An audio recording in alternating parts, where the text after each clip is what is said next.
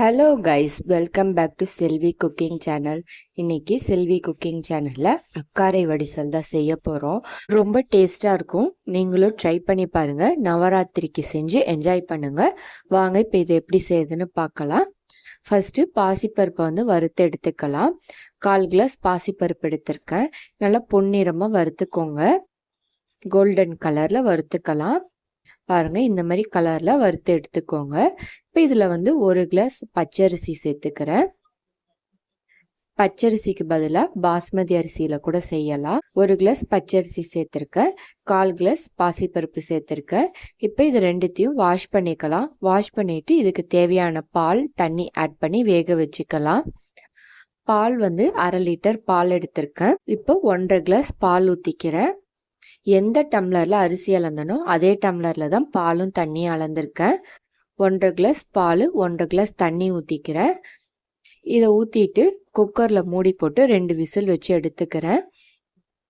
இப்போ whistle அடங்கிடுச்சு. Open பண்ணிவிட்டு இதில் மீதம் இருக்கிற பாலை ஊற்றி வேக வச்சுக்கலாம். 2 விசிலே நல்லா குழைவாக வந்துருச்சு. நல்லா மிக்ஸ் பண்ணி விட்டுட்டு ஸ்டவ்வை ஆன் பண்ணிவிட்டு இதை ஸ்டவ்வில் வச்சிடலாம். இப்போ மீதம் இருக்கிற பாலை இதில் சேர்த்துக்கிறேன். 1/2 லிட்டர் பாலில் முன்னாடி 1/2 கிளாஸ் ஊற்றினேன். இப்போ 2 கிளாஸ் ஊற்றியிருக்கேன்.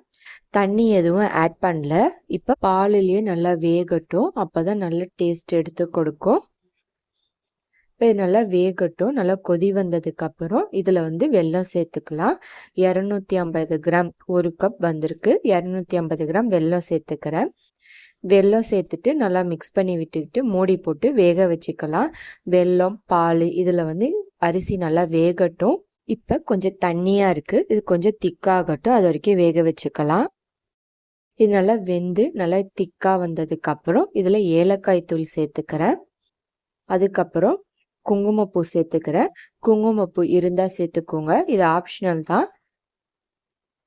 இப்போ சேர்த்து மிக்ஸ் பண்ணி விட்டுக்கிறேன். இதில் நெய் தாளித்து கொட்டிக்கலாம். முந்திரி பருப்பு, திராட்சை. நெய் கொஞ்சம் அதிகமாகவே ஊற்றியிருக்கேன். அதில் முந்திரி பருப்பும் காஞ்ச திராட்சையும் போட்டு வறுத்துக்கலாம். இது நல்லா வறுத்து எடுத்துக்கிட்டு பொங்கலில் இதை சேர்த்துக்கலாம்.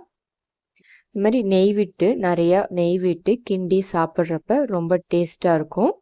இதை மிக்ஸ் பண்ணி விட்டுட்டு ஸ்டவ்வை ஆஃப் பண்ணிவிடுங்க. நீங்களும் இந்த மாதிரி ட்ரை பண்ணி பாருங்கள். நல்லா சூப்பராக இருக்கும். செஞ்சு வச்ச உடனே காலி ஆகிடும். அந்த அளவுக்கு டேஸ்ட்டாக இருக்கும். இந்த வீடியோ பிடிச்சிருந்தா லைக் பண்ணுங்கள், ஷேர் பண்ணுங்கள், சப்ஸ்கிரைப் பண்ணுங்கள். நோட்டிஃபிகேஷன் வரணும்னா பெல் ஐக்கானை கிளிக் பண்ணிக்கோங்க. தேங்க்யூ.